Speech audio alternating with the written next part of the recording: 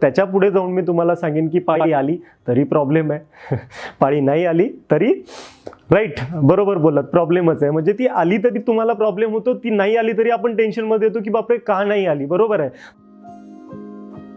बोरिवलीमध्ये एका ठिकाणी 8-10 महिलांच्या मॉबमध्ये जेव्हा मी पहिल्यांदा डेमॉन्स्ट्रेशन द्यायला गेलो बोरिवलीमध्ये, तर तिथे एक 8-10 लेडीज बसल्या होत्या. मी तिथे सुरुवात केली की आपण मासिक पाळीबद्दल बोलणार आहोत, त्याच्याबद्दल जे काही गोष्टी असतात त्या मी सांगतो. सॅनिटरी पॅडबद्दल बोलायला लागलो.